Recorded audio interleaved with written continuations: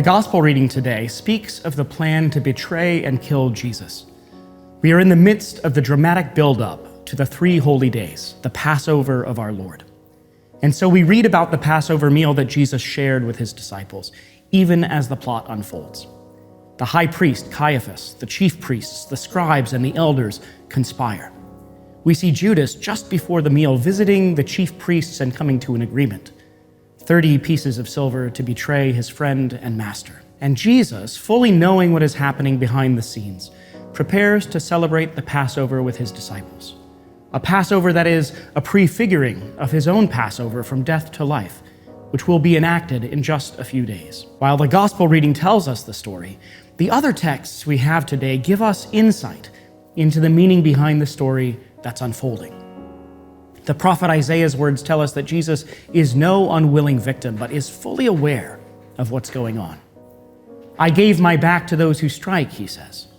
Jesus' suffering is willing. I have set my face like a flint.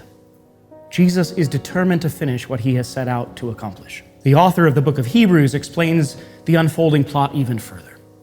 The blood that our Lord is about to shed is the blood of a sacrifice, the blood which will obtain a new covenant, the blood which sinful humanity draws, but which, being drawn, draws all to Christ. Christ's is a more perfect sacrifice than those of the old covenant, when the priests offered the blood of calves and goats repeatedly.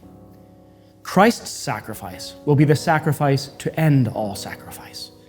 He has appeared once for all at the end of the ages, we read, to put away sin by the sacrifice of himself. The upshot of this story, the conspiring of the religious elite, the politicking of the Roman governor Pilate and the Jewish puppet king Herod, the betrayal of Judas, the desertion of the apostles, the quiet faithfulness of the women disciples, and ultimately Christ's own Passover, is that we are reconciled with God. This is the good news in all of this intrigue and conspiracy, this duplicity and treachery, that we no longer must live in the shame of what our disloyalty and betrayal have done to us and to each other.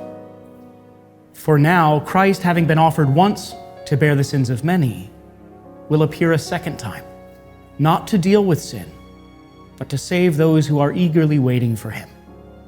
Glory to his passion, glory to his condescending love for us all.